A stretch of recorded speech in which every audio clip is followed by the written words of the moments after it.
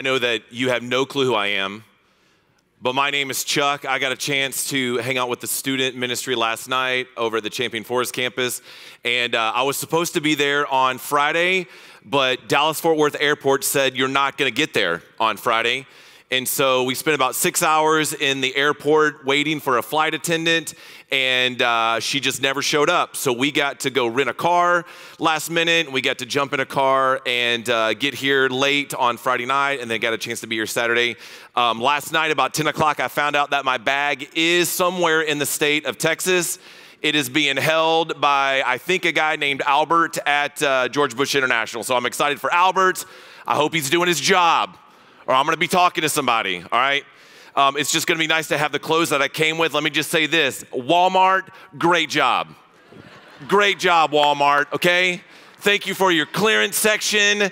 Thank you for everything that has that little yellow tag on it. I am excited. I didn't get the Nikes there. It's the only pair of shoes I own right now in the world, all right?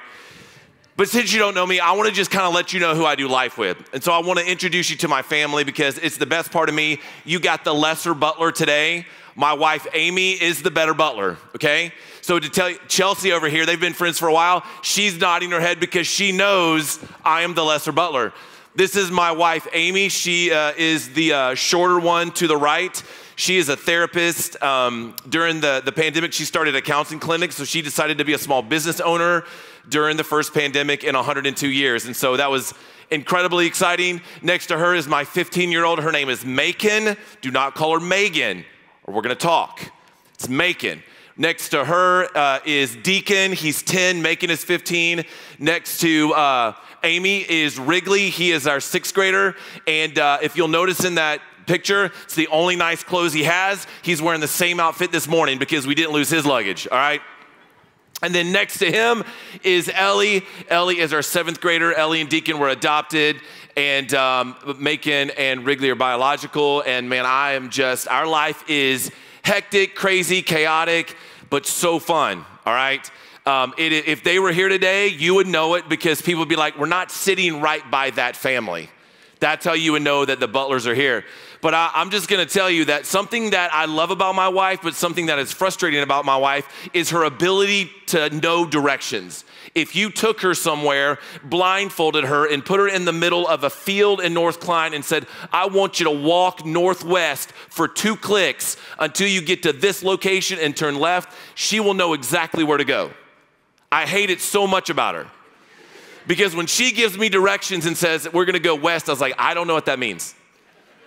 Don't tell me west. And sometimes she really, just to make me feel dumb, like, oh, I made a better ACT score than you did, she'll be like, we're going to go northwest for 2 miles. And then once we get that, we're going to kind of roundabout around to the east for about 2 miles. And I'm like, you're not even speaking English to me right now. That doesn't make any sense. Here's what I need. I need you to go for 18 seconds, and then when you get to the red stop sign, just to make sure I'm clear, then please turn right. Like, that's what I need. So when she gives me directions, I'm like, I don't even understand what she's saying. She is a human compass. She can go someplace one time and remember how to get there. I still use Siri to get to our Walmart sometimes, just in case. Because I am not great with directions at all. I'm kind of like the baggage claim people in DFW. I just have no clue what is happening. But my wife, man, another thing I'll just tell you, so instructions are hard for me. When I'm given instructions that are hard for me to understand, I'm kind of like, I don't get it. It can be very frustrating. Or even when I'm given clear instructions and I go, what? That's hard for me too. About 6 years ago, I decided to build my kids a play set. One of the worst adult decisions I have ever made in my entire life. I went to Toys R Us because they were going out of business. I hate it for them. It was great for me because it was off $300. I was like, I don't even care how safe this set is. This is what I'm getting. It was like $600. This set is like $199 right now. I was like, I don't even care what OSHA says about this set. This is what the Butler kids are getting. It came with 357 different parts. You may ask, is that a real number? 100% a real number because I asked and I counted because I was that frustrated. Stay up all night, Christmas Eve, yelled into the night, just pain and lament and screaming. Gave it to my kids the next day. It took me, I wouldn't let them go out in the backyard for 3 days. They're like, what is happening? what is dad doing in the backyard? I was like, just don't ask questions, shut up, it's Christmas. Won't let him do anything. Christmas Day, go out there, I'm excited. I was like, this is 80% safe, good enough. We roll out there. My kids are like, yeah, went back inside. I was like, oh, no. All of you jokers, stop playing with the boxes, get out and look like you're having fun. They're like, Dad, it's cold. I was like, I literally don't care at this point. Go, I need you to fake for 3 smiles so we can send it to grandmother and Papa and Gigi, and then I don't care what you do. And so that set was hard for me to put together. I didn't understand the instructions. I was like, I don't understand what AC plus B2 means. Like that, is that a robot in Star Wars? I was like, I don't know what's happening. This is messing with my brain. So instructions and information, when it doesn't make sense to me, it can be really, really difficult. And there's a story out of Genesis 22 about an incredible person named Abraham. And when you hear this story, now I'm gonna tell you, some of you may be like, okay, I know the story of Abraham and Isaac. But today what I'm gonna ask you to do is, will you kind of clear your brain and mind of any preconceived notion of the story and just kind of start from scratch as if you were about to watch a movie for the first time. And as I read the scripture and as I walk through this, can you allow your mind and your creativity to put yourself as an observer to the actions and the things that are happening in this story? So we're gonna be looking at Genesis 22, starting in verse 1 and going through verse 14 and then looking briefly at 15. And this is what it says. It says, after these things, God tested and said to him, Abraham, and he said, here am I. And he said, talking about God, take your son, your only son, Isaac. Now, did Ishmael exist at this point? Yes, but he came as a relationship through someone else that was not his wife, Sarah. And so God is recognized like this rightful heir, calling him your only son, Isaac, whom you love. Here's the cool thing about this phrase, whom you love. It is the first time in scripture that the word love is used. So for some reason, God looks at it and goes, this is the first, some of you are like, that's not true. Look it up. I didn't believe it either. God, for whatever reason, decides that he is going to, with this incredible story, he is going to add for the first time ever in Genesis 22, this phrase talking about love. So take your son, your only son, Isaac, whom you love, and go to the land of Moriah and offer him there as a burnt offering on one of the mountains of which I shall tell you. Now, I want you to think about this for a second. Remember, as if you're watching this in a movie, because verse 3 says this, so Abraham rose early in the morning, saddled his donkey, and took 2 of his young men with him, and his son Isaac, and he cut the wood for the burnt offering, and arose and went to the place of which God had told him. What's hard for me is I kind of get frustrated with Abraham.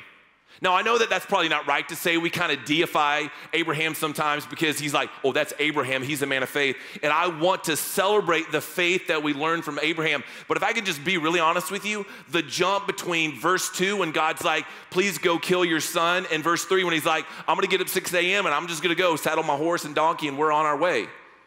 That's frustrating for me because I want to know the interplay with Abraham. Like what began to go through his brain as God gave him this instruction. Now, in this time, in the land where Abraham was, it was not uncommon for child sacrifice to take place.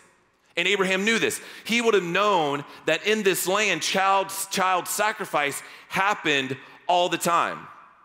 As people were following false gods, and they wanted rain or an end to famine, or they wanted a drought to end, or they were like, we need to start a family. And they were like, we need to pray to these fertility gods, and we need to pray to the God of rain or to the God of harvest. They would get so desperate for their God to hear them that they would literally kill their children. And Abraham was aware of all of this. So as God begins to tell him, you know that, and again, we don't know all the inner dialogue, but you know that he knew that this was happening all around. And I wonder what it did for him to get this message and go, I've heard of this before. And then in verse 3, This man of faith rose early, a man that in chapter 21, the previous chapter in verse 12, had been told that his offspring would come through Isaac, that these promises of God were going to start with him and be fulfilled through his son Isaac to become this incredible nation. And now in chapter 22, he is being told to go sacrifice his son, which sounds a lot like what the pagan gods require of the people that follow them. Now imagine what is going through, just get in the mind of Abraham for a second, because I'm sitting here going, God, you've done a lot for me, but that's a big no. I'm not going to sacrifice my son. But here's what we see with Abraham. He rose early in the morning. Remember, he knew the promises of Genesis 21:12, that this incredible thing was gonna happen through Isaac. He knew that he had been promised to be kind of the father of this great nation. And he rose early in the morning. He saddled his donkey. He was prepared. He took 2 of his young men, people that were probably labor for him, and he cut the wood for the burnt offering and arose and went to the place of which God had told him. When you see this, my question is, man, I would be asking a lot of questions. I would frustrate God. Be like, God, can we just slow down for a second? I need some bullet points. Like, I don't know how many of you are detailed people, but I ask a lot of questions, and that's why my wife as a therapist says, Chuck, tell me how your heart is. I was like, well, my heart's a lot more frustrated now that you asked me that question. Will you just answer my question? She's always like, just tell me, like, why are you asking that question? What are you really wanting to know? I want to know the answer to my question. And as I look at this, I look at Abraham and I go, man, what is he doing? Was it this open and shut for him? Did he struggle? Did he go to Sarah? We don't really know how much Sarah knew. Did he go to Sarah and be like, you're never gonna believe what God just told me?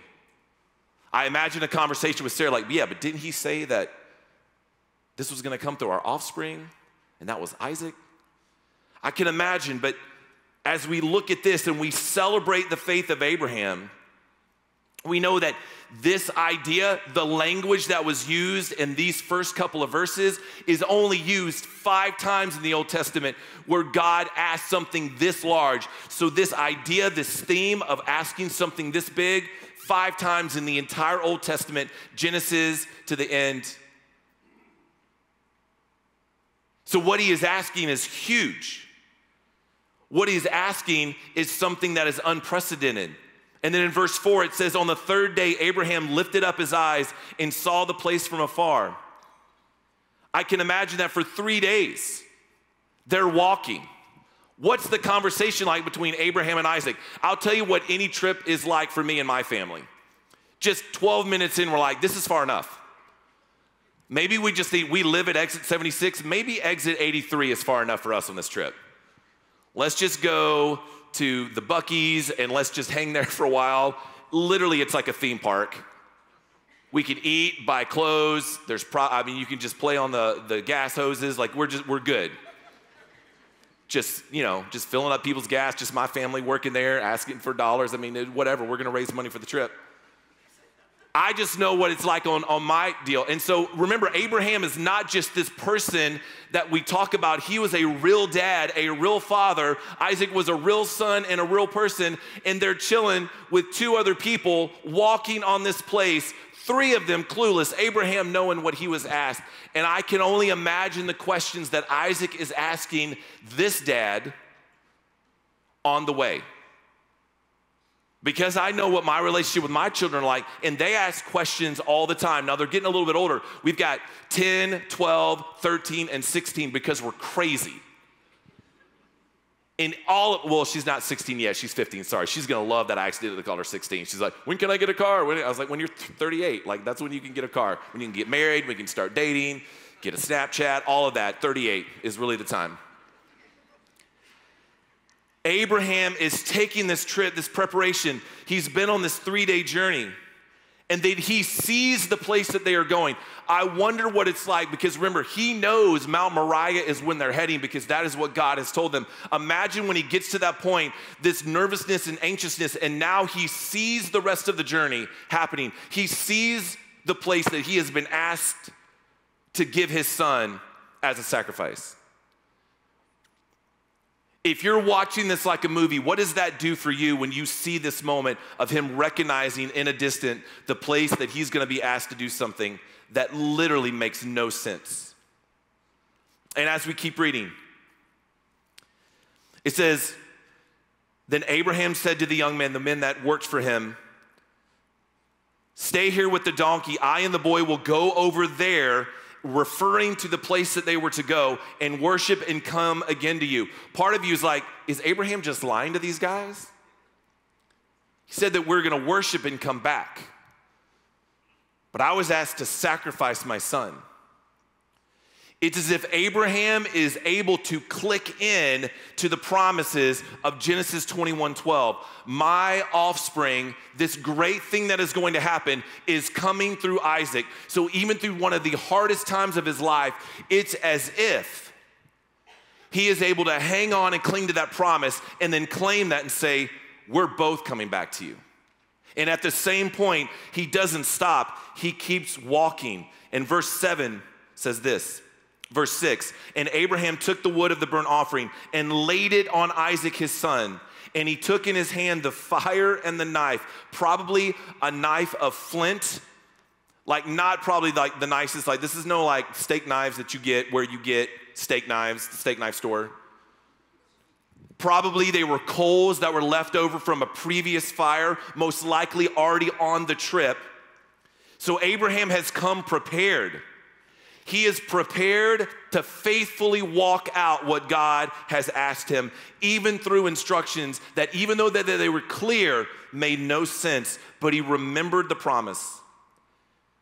And Abraham took the wood of the burnt offering and he took in his hand the fire and the knife. So they went both of them together. And Isaac said to his father Abraham, my father, and he said, here am I, my son. It's interesting to me that he said, here am I up to God and here am I down to his son. That as he looked up to a person of authority, he said he recognized his position. And as he looked down to someone that was under his care, he recognized his position to Isaac. And as it continues to say, behold the fire and the wood, but where's the lamb for a burnt offering? And this is the moment I would have been like, I'm about to lie. I'm about to make something up.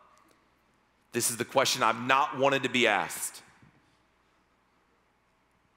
He's most likely had a conversation with God and then with Sarah, and then he had to say something to the two young men, and then he had to get prepared to go on this trip to the point of having coals and the knife. They're getting to the place where they see after 3 days' journey, there's the place that I've been asked to do this incredible act of faith. We will continue on our own. And then Isaac asked this pivotal question, where is the lamb for a burnt offering? Whether you're a father, a mother, a grandfather, a student, a child, think about the person you love most in this world and imagine what that moment would have been like for Abraham to be asked that question. Remembering the promise of Genesis 21:12, remembering the promise of what God told him about how he would be the father of a great nation. And then Genesis 22:1 and 2, when he was asked to do something that did not make sense. It made sense in the culture, child sacrifice.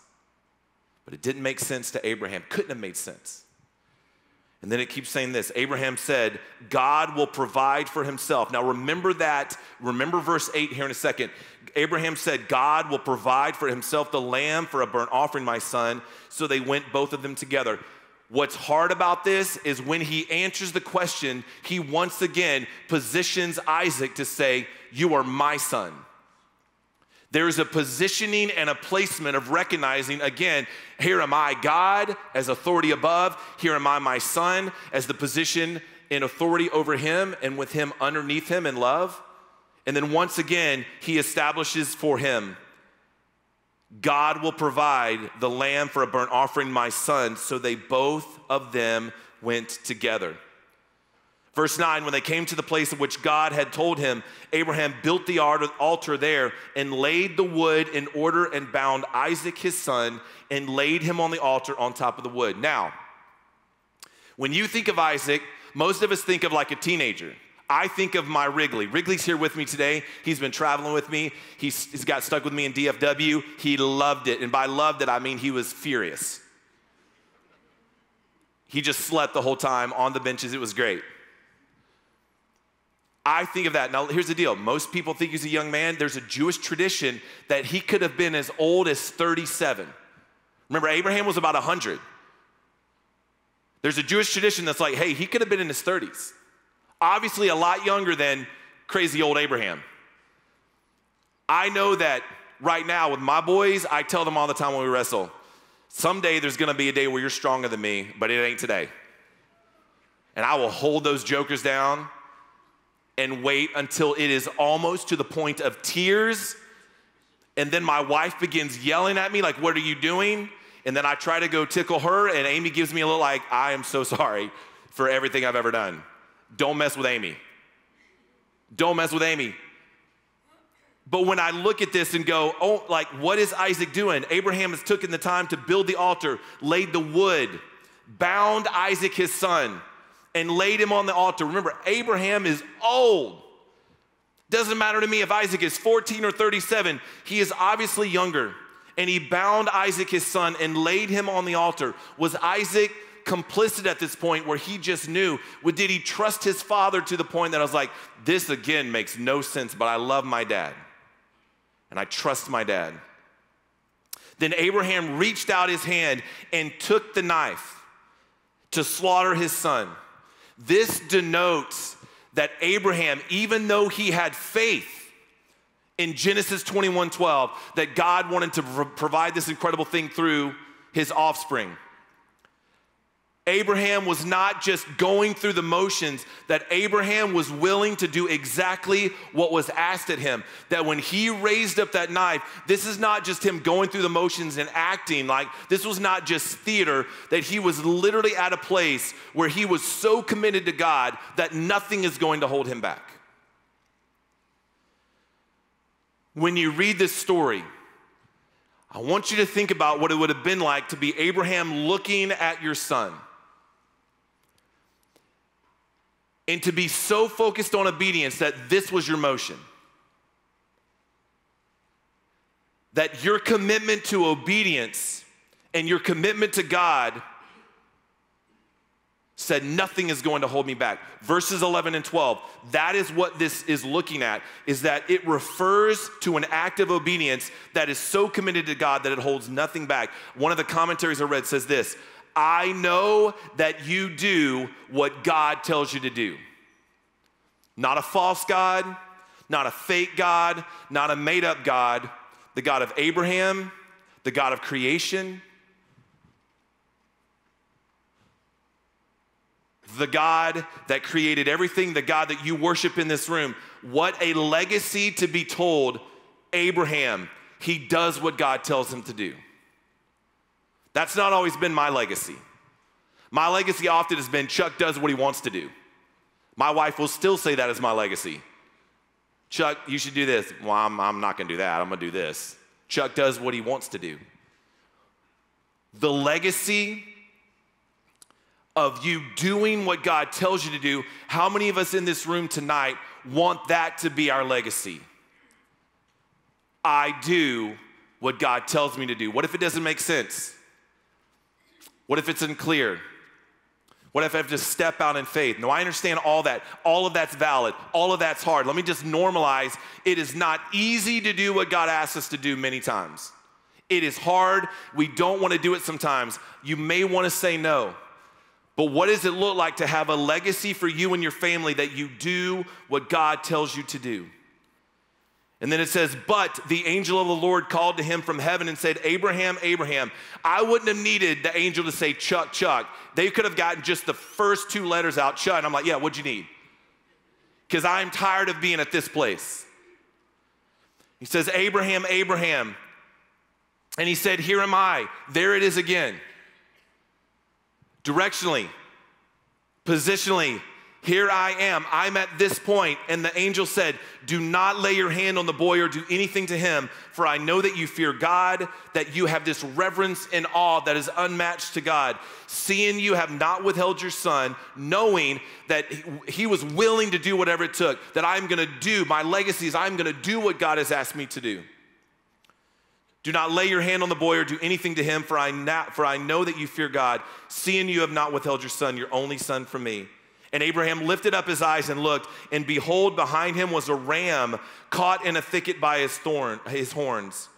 And Abraham went and took the ram and offered it as a burnt offering. Remember what it said in verse 8, God will provide for himself. Abraham went and took the ram and offered it up as a burnt offering instead of his son. Imagine that moment when it went from here, I am going to do what God has told me to do, and then being able to answer, here am I, and then seeing the culmination of God coming through in a way that is different from the God of the land. The God of the Canaanites said this, if you're not fertile, if you don't have water, if you don't have food, sacrifice your firstborn son to hear from God, from your God, from the pagan gods, from the false gods. Abraham, verse 14 says this, so Abraham called the name of that place, the Lord will provide. Not Abraham was obedient. He called and marked the place where this incredible thing happened. The Lord will provide, as it is said to this day, on the mount of the Lord it shall be provided. How is Abraham's God different as we begin to wrap this up? The story that he is able to tell from this day forward is my God doesn't function like the gods of the land.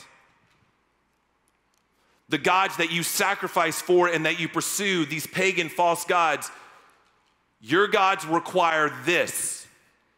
My God is different. The Canaanites would sacrifice their kids in order to have their pagan gods to bring rain, to take away famine, to bring children. They wanted to hear from their gods. Abraham was able to respond directly to his one true God because of the connection and the relationship that they had. We recognize and are able to see in this story God as the one true God who reacts differently from the gods of the land. So who do you relate to most in this story? Is it God?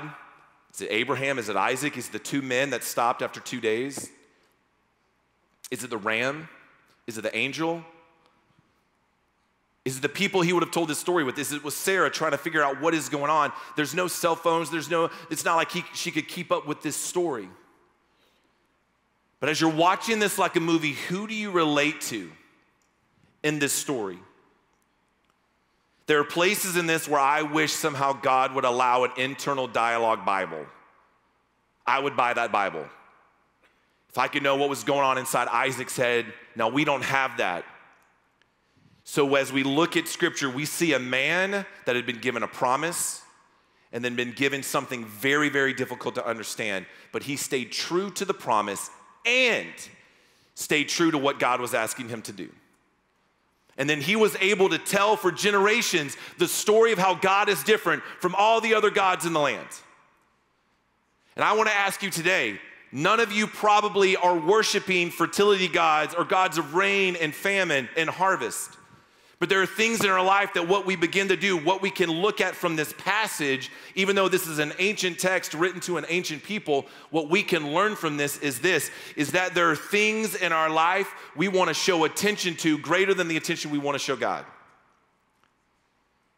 But my God is a different God who reacts different and is real. So as we move from this place, I think it's important to look at that Abraham recognized the place as the place where God provided, not just he didn't call it, I would have called it the place where Chuck freaked out but did what God asked. That's what mine would have been. I don't know what that is in Hebrew. Abraham marked it as a place where God provided, and there's no doubt he would never shut up about this experience. I would be telling this story all day. Like, oh man, Abraham is literally, shut up. Like, I've heard this story a million times. In your life where you sit today, where have you seen God be who only he can be, and who are you telling that story to? Where have you seen God be who only he can be, and who are you telling that story to? And exclaiming and proclaiming that he truly is different than anything else in our lives. And then what does that actually do to the inside of us? It is that we are connected to God who does not respond like other things. And there is faith and hope and honor in that. And he responds in a way that points us to him. When the angel spoke up, the response from God was in a way that pointed Abraham back to God. The gods of the land, the people were like, well, it's gonna point to rain or it's gonna point to this. When Abraham was obedient, that act of obedience was able to connect him and point straight back to God. So where do you need to respond in obedience today? What are the promises God has given you? Where is the act of faith where it may be hard to step out, but you want to move forward? And how do we walk forward? To a God who is different, to a God who is better, to a God who is for you, to a God like we sang earlier, to a God that is good. Whether you're at the weekend, this weekend, students, where is God asking you to be obedient? Where are you being asked to step out to? What does tomorrow look for you that might look different from Thursday and Friday before you got to Freedom Weekend? For the moms and dads and other people that are in this room, what does it look like? What is God asking you to do? Where's the obedience that needs to take place? Where's the act of faith where you want to go, I want a place where I can look to and point to and go, that's where God provided. That's a benchmark that forever stayed with Abraham, and that's the challenge for us today, is where are the benchmarks in our life where we can point to the hard places, the easy places, the awkward places, the places like Genesis 22 where we go, that place right there, the God provided. A God who's different, who doesn't respond like anything else. So as we prepare to worship again, I want to just encourage you that as we worship, can you just let it be a time of response? Of a place where you need to be obedient, a place where you need to ask God to give you the faith. Or maybe there's something like a place in your brain where you go, I want to be able to point to that thing that just came up in my brain and go, the Lord provided because I was faithful to the promises that he gave me, knowing that it's hard, but I want to name it, the Lord will provide. So as we sing and as we have this time, like every Sunday, there are going to be some people up here at the front. And if you need to just kind of celebrate with the community that is Champion Forest, North Klein, come forward and just share that. Just like, here is where I need to be obedient. Will you pray for my obedience? Students, if there's something you know that God has put on you over the last couple of days and you know that you need to be obedient to that, would you be willing to come forward and just pray with a friend and mark this time as a time where I want to look back and be able to point to this is where the Lord provided? So this is really your invitation. Not to just sing, but to come forward in community and say, I'm gonna let someone up here know what God has been doing. So I'm gonna pray, and then as you do on Sundays, respond as your worship leader and your pastors tell you, but there will be people up here if you want to come forward and talk with them. If you wanna talk about what it looks like to have a relationship with Jesus, this would be that time. What it looks like to be forward, to move forward in obedience. So Jesus, I pray for today. I pray, God, that this story in Genesis 22 will no longer just be a story about a man and faith, but it'll be a story that encourages us to look at places in our life and go, the Lord provided, and we can mark and tell the story about how he provided. So Jesus, we thank you, and we ask that, God, you will work in us and through us. And that Genesis 22 will never just be a story again, but it will be a marker that, God, you are different from anything else in our life. And there is faith when we are obedient. So Jesus, we thank you and we pray all this in your name. Amen. Thank you for joining us online. We hope today's experience encouraged and challenged you. At Champion Forest, we are passionate about all kinds of people coming to know God to grow in their relationship with Him and others, and then to go out and make a difference in the world. We would love the opportunity to talk and pray with you. To connect with us, just go to championforce.org/connect. And hey, of course, we can't wait to welcome you on campus in person on one of our locations. We'll see you soon.